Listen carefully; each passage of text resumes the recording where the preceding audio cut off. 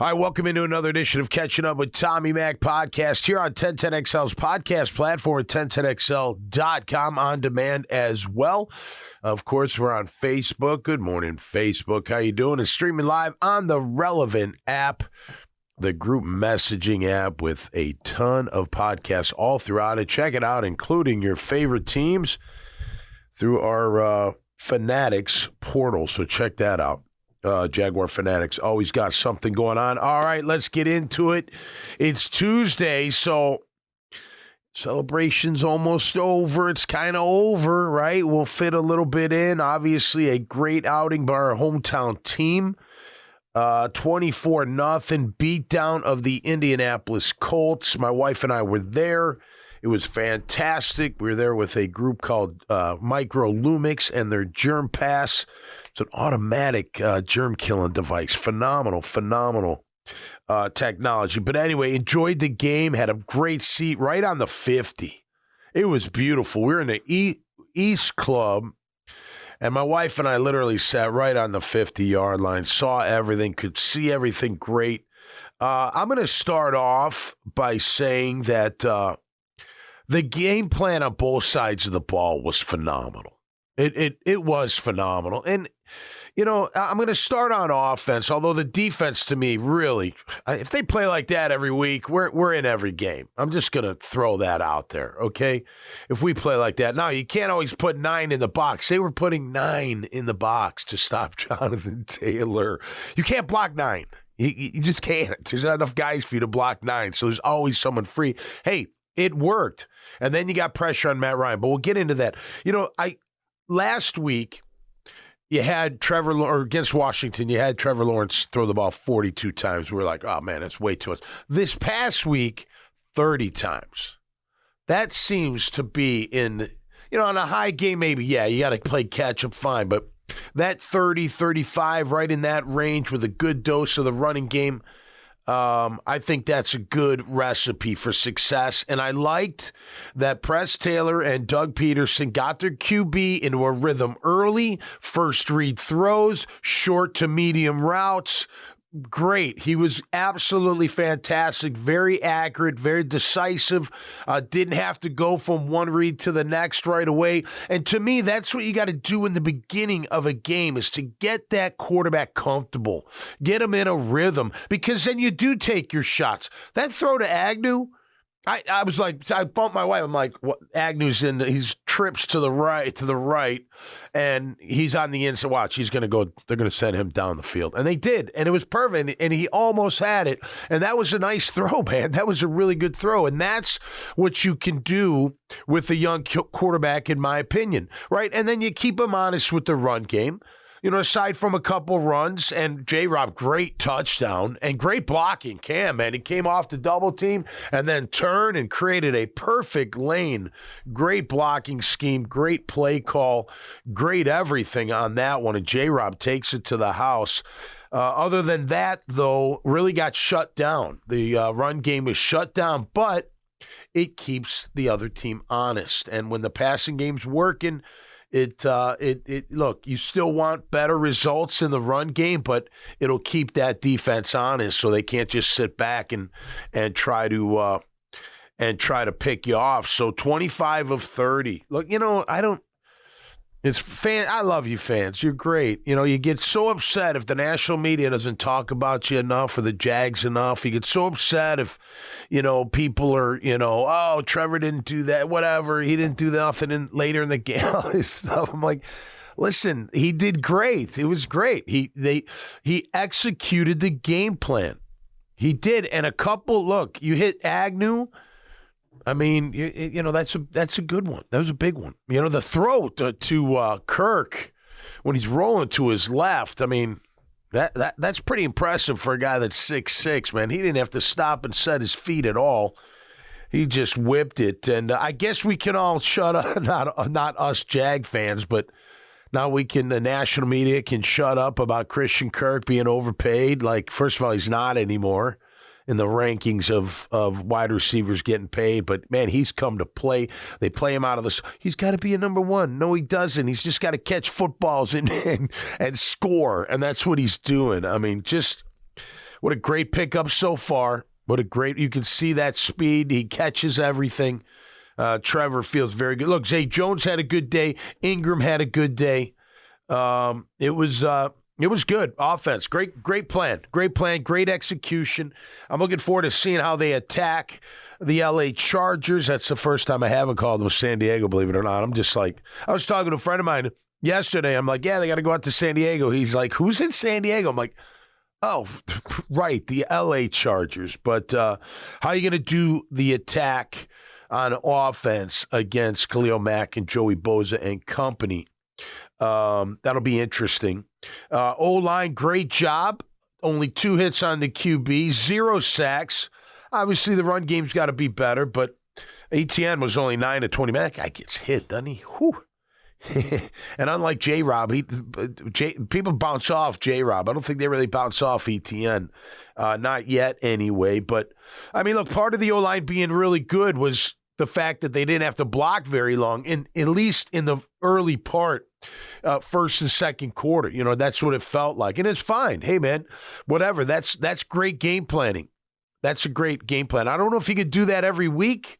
Maybe you can. You know, they're going to study that, and then they're going to figure that out. I don't think you can play with 9 in the box all the time. And they didn't all the time. I'm not trying to say that at all, but I did see that on some replay.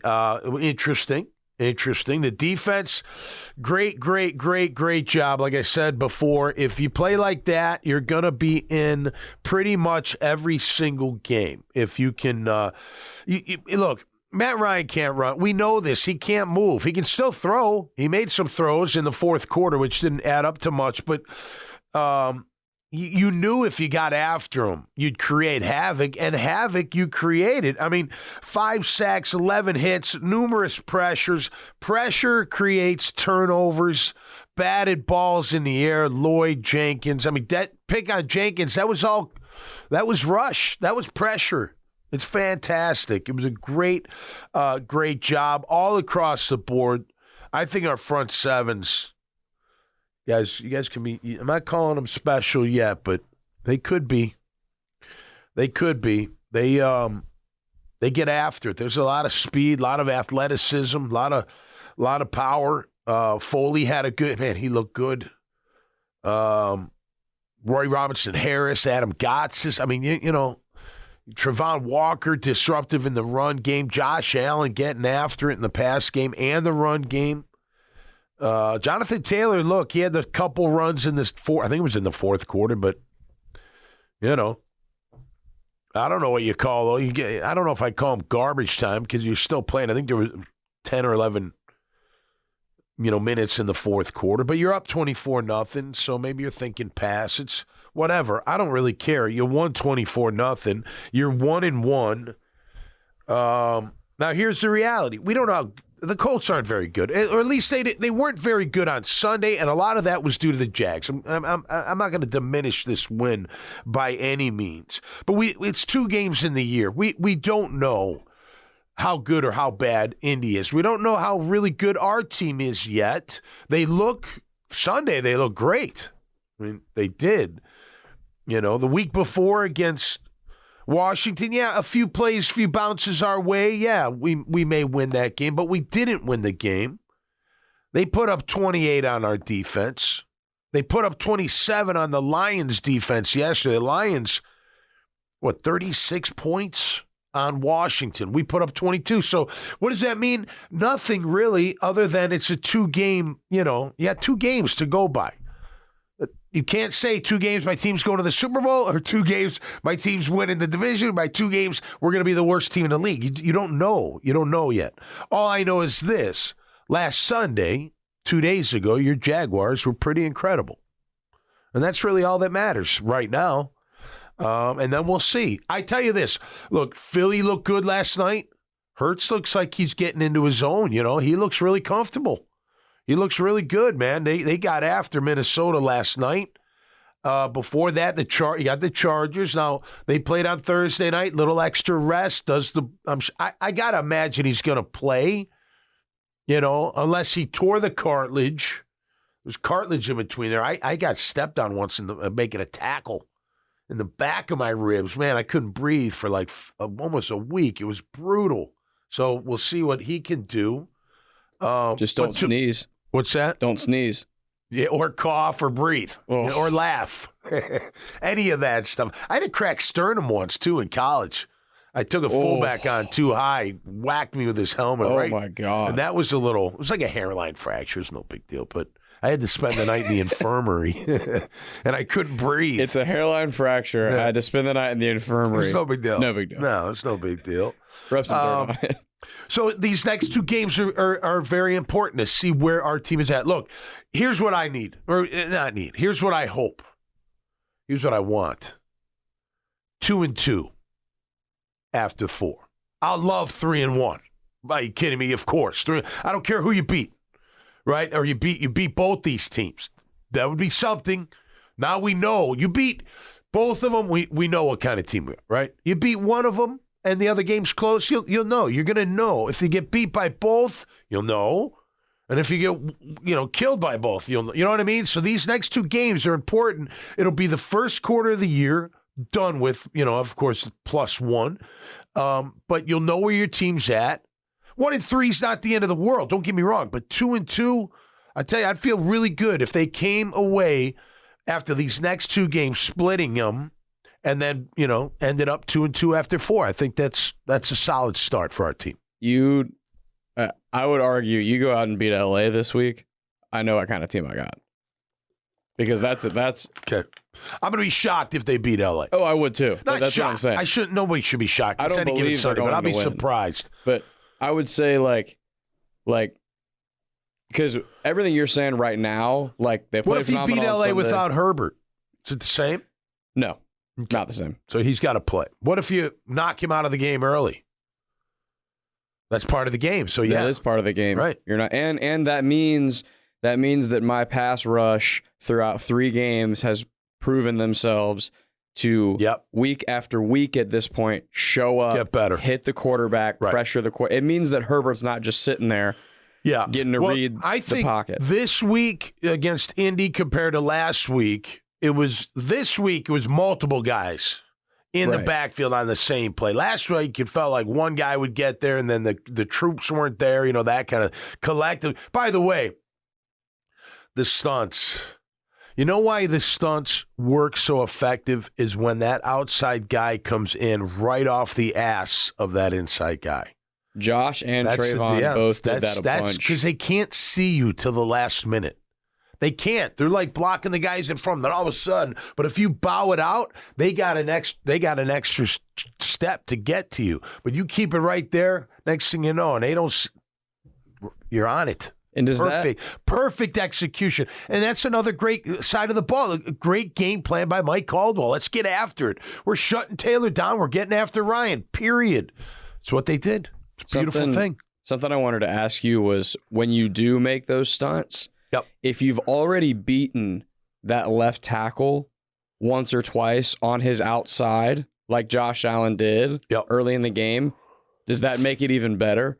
Because you might have him over pursue a little bit to the outside and then you come inside on that stunt, or does it not matter? The next guy is coming to you.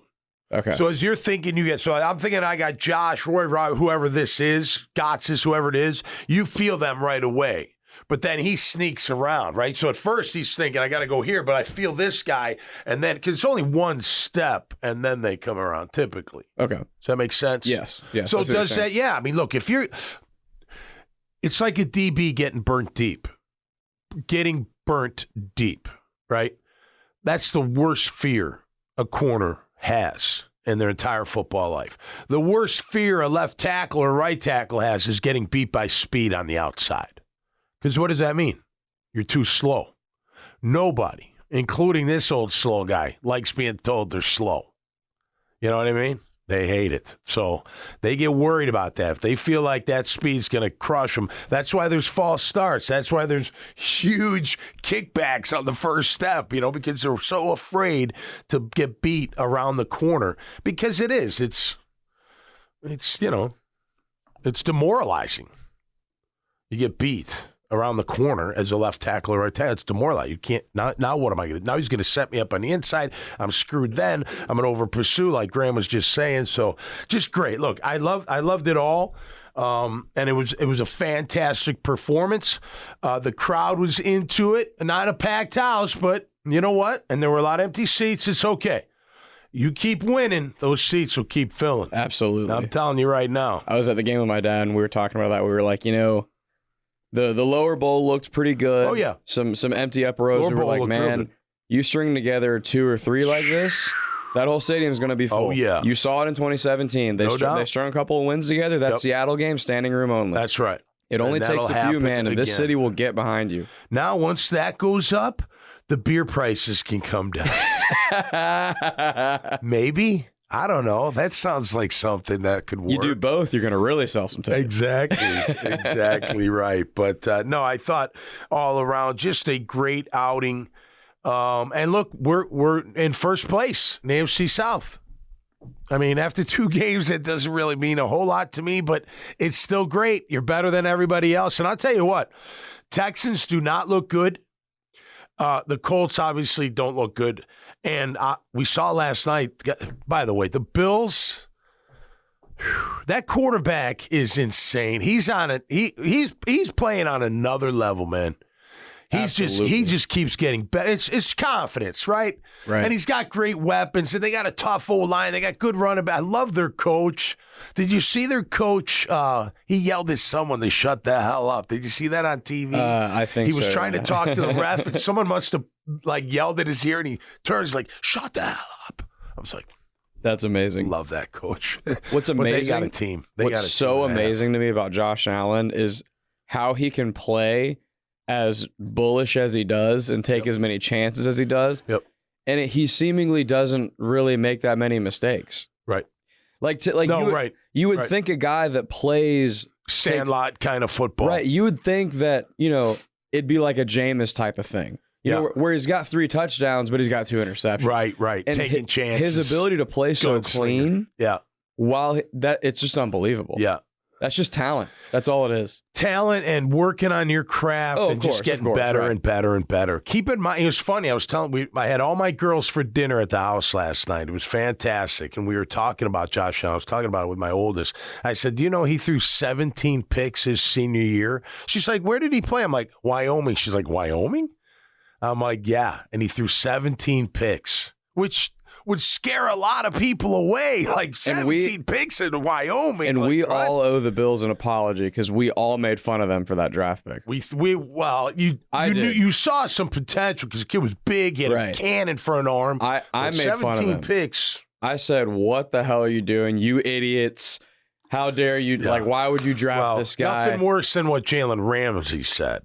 Oh, yeah. He was, oh, my gosh. Yeah, he's making you pay for that, but he's really good. And they've got a really good team. So, I wasn't surprised they kicked the crap out of them. I had them winning, but, man, 41-7 and Tennessee just not looking good. Again, it's still early. Could have just been a really bad day. The Colts, look, they could I don't know. They could string together some wins. Who knows? They get healthier. They get better.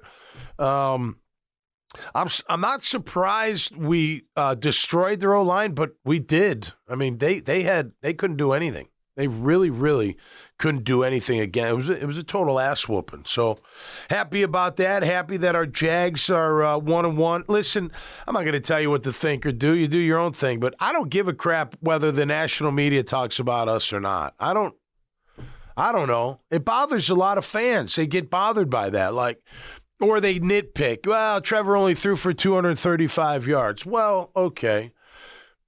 Add Agnew's catch. Now, that's a shoulda, woulda, coulda, which I hate doing, but just add it. Now you're thinking differently. Look, the game plan was to throw medium routes, take a shot here and there. That they didn't. He's not a gunslinger yet. Here's the thing, at least what I think.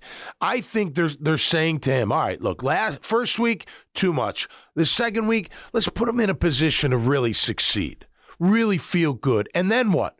Then we'll throw a couple downtown. Guess what happens? He gets more and more comfortable. Now we're throwing 4 downtown. Now we're throwing 6 downtown at different times. That's what can happen with them trusting Trevor Lawrence, right? After Sunday's game, guess what? The trust factor, through the roof. We know this kid can throw these kind of routes and feel very good and comfortable about it. And guess what? That may be our bread and butter for him. And there's nothing wrong. Listen, what do you think Tom Brady's made a living off of? Ding, ding, ding, ding, ding, bomb, ding, ding, bomb. I mean, it wasn't like just sitting back there in 7-step drops throwing, 50-yard balls all game long. No, they lull you to sleep. They use the pass as part of the run. And, you take some shots every so often, and then you just take more. So it's going to be fun. It's going to be fun to see him do more in this offense. By the way, everything you just said, that's what you paid Christian Kirk for. Right. You didn't pay Christian Kirk to get 60 yards a catch and get all these downfield. You pay Christian Kirk for 5 yards, 7 yards, 8 yards, 4 15. yards. He's good 15. At the dig. Yes. He's really good over that middle, man. And you paid him. Yep. You paid him to. Now he's in the slot. Okay, now he's in the backfield. What in the world is he doing? Now he's in the end zone before the defense can even figure it out. That's right. That's what you paid him for. Yep. Exactly what they paid him for is exactly how they're using him. And to see a coaching staff do that for the Jaguars is so refreshing. Well, that and I also I think you're out of the room. I was like, enough of the about the money with Kirk. No, who cares? Shut up. Did you see? He's worth every penny so far. I think your guy UCF Jaguar tweeted it. Oh, did he? He said Christian Kirk is top 10 in all wide receiver stats except salary. Ah, nice. Isn't that amazing? I know. And everyone's you overpaid him. Yeah, he's the 18th highest paid receiver. Shut up. The guy. I like the way they're using him. I think he's and he's not. Look, and I don't mean Sunday was dink and dunk. It wasn't, but it was short to intermediate. And intermediate's those dig routes, those 15-yard crossing routes, or a little bit longer. Look, to throw, like I said earlier, throw against his body to Kirk for 26, that was pretty badass. That's without setting his feet. Very impressed. All around by the team. The kicker made a field goal. Good job. Make your kicks. Nothing on kickoff that was really too.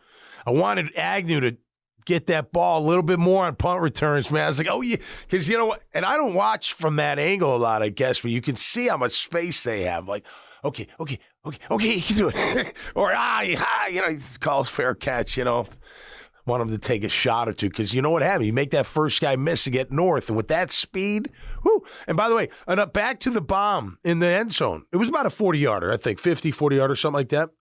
Great job. He almost like when they came out in trips, it was like, oh, there's Agnew. Oh, yeah, go deep, right? Because you're on a nickel. There's no double. It's one-on-one, baby. And so they started on this side and went over that side, which is very hard for that DB to keep up and stay over the top with them. So almost had it. Looking forward to seeing more of those down the road. So, all right, Jags, great job. Impressive all around, physical. That defense is looking to get nasty. You hit those QBs, they don't like it. None of them. Pressure creates turnovers. That Jenkins pick, pressure. He couldn't step into his throw. He couldn't throw the ball where he wanted to. That, Foley bats, one in the air, and Lloyd takes it. That's what happens. All three interceptions, the defensive line played a role in it. Yeah, absolutely. And they will continue to do it. Mike Caldwell, great game plan. Same with Press Taylor and Doug Peterson. All right, that's going to do it for me this time around. We'll be back later in the week as your Jags travel to L.A. I wonder if he's taking them out early. I wonder what the game plan is. He said they're not leaving until Saturday. They're not leaving until Saturday? He said he talked to a sleep specialist. Okay. That said that I think he talked to a sleep specialist that said that if you just leave like the day before, you basically just keep them on East Coast time. Okay. And they basically just play the game as if they're on East Coast time. Right. Now, so when you go out west, you do, whether it's Vegas or LA or anything like that, that first day you could be up literally 24 hours and not feel it. Problem is the next day you feel it. Right. So maybe you should just fly out Sunday. Right. You know what I mean? Yeah. I don't know. Get all those recliner type, seats. So the game is let them take a nap. It's going to be a 4 o'clock game. Our time. Which is 1 o'clock their time. But it's 4 o'clock on their clock. Right. That's what you got to factor in. Right. For the players. Right. So it's really just playing an afternoon game for them if they just go and then leave right after the game, right? You mean on Sunday? Yeah. Yeah, I guess. I don't know.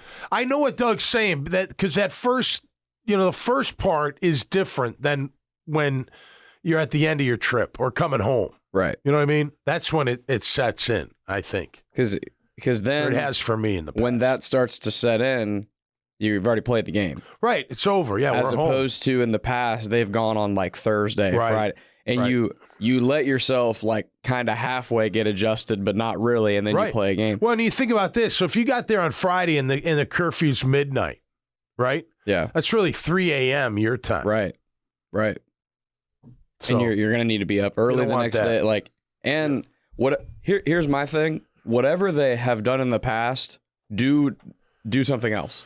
Yeah, because they've been bad on the out there. Yeah, all the time. Back to when you were on the team. Yeah, I know. We always had a problem out there. Other than Oakland, they've never won a game. Yeah, on the West. That's unbelievable. Ever. Yeah. You're talking almost 30 years Fran. I'm trying to think back. Like San Fran had our number out there. Oakland. They've beaten Oakland, I think, 3 times out there. Yeah. And then other than that, they've never won it. That's it's not like you're playing 8 of them a year. I get it. No, but still, you're talking almost 30 years of history. Did you see the end of the Arizona Raider game? Crazy ending. Oh my God. Kyler Murray, very impressive, man. He brought that team back. He made some incredible plays. He did. Such a little. He can really move, and he's got a great arm. He looks like Mario. He does. He looks like he's 5'6". I mean, he just looks like he's just. I mean, this little guy just playing ball, man. And man, he really brought them back. Great hit on Renfro. You dream about those hits. When the ball went out, and that was the end of the game. Renfro he's such a reliable receiver. Typically, it's weird to see him like back-to-back plays fumble. I know, but you look at both plays, it's like. He got drilled on the second one, especially. He did. It's like man, like it up. Almost anybody's gonna fumble in both of it. It was just kind of one of those bang bang things. Yep. Just an awesome. And Isaiah Simmons made that. Was the guy that made the play. So perfect. That's why you run to the ball, young linebackers out there. You never know when a big hit's gonna just happen in front of you, and it's so much fun. All right, that's gonna do it for me this time around. And catching up with Tommy Mack. Hope you enjoyed this show. Have a great week, everybody. Go Jags. LFG Jags. Exclamation point, exclamation point, exclamation point. Stay safe out there and be cool. See you right here on Catching Up with Tommy Mack on 1010XL, Facebook, and on the relevant app. Peace.